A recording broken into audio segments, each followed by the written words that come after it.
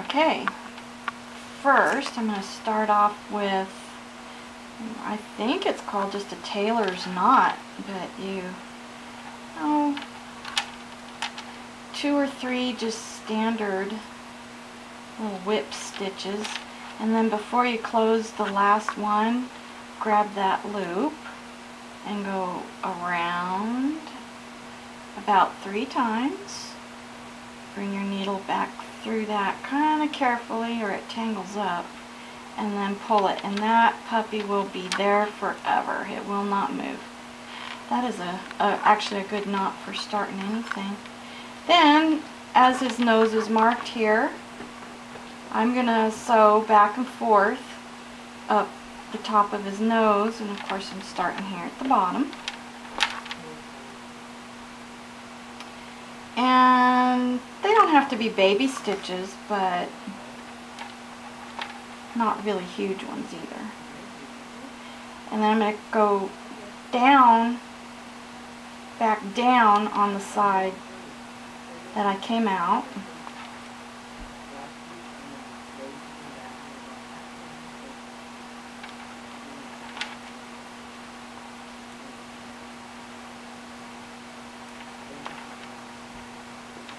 Actually, this one, you don't need to be all that perfect, because these little critters are supposed to look somewhat primitive. You see that? I knew I was going to start cracking up. Okay, so essentially back and forth. I think I got my thread too long. That's okay, we'll cut it. Get out of the way.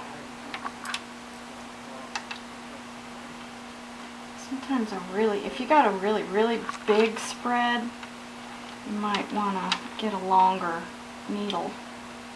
One of those really long doll needles. That puppy will go from one side to the other.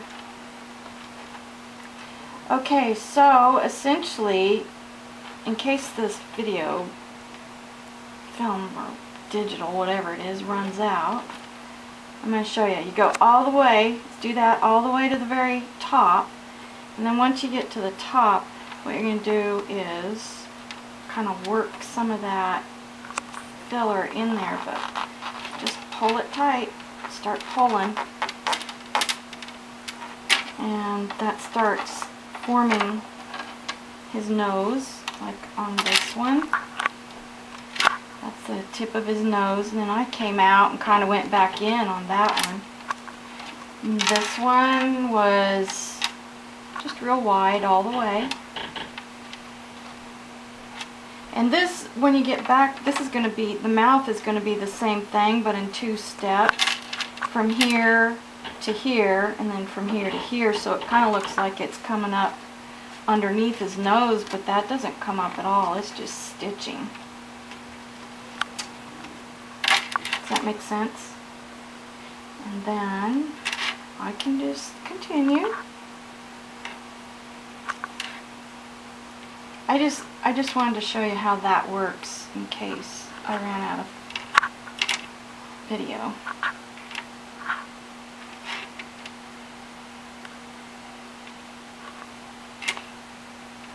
And then, oh, see, I don't have it painted on here, but you can do that same thing for the eyebrows, like that.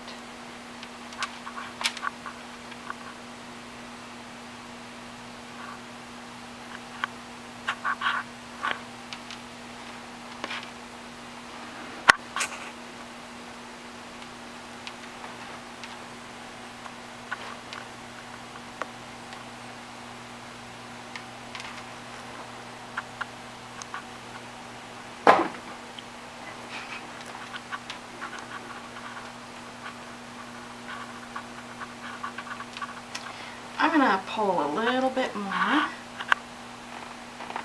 This guy's, sometimes you can't plan it. This one's going to have a really skinny little nose, which that makes him look kind of goofy.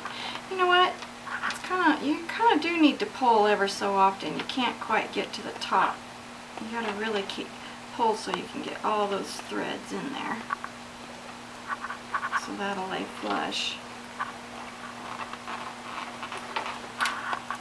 But once I get that all the way up to the top, he's gonna pretty much have a pretty skinny looking little nose. You can kind of tell if it starts from here to here.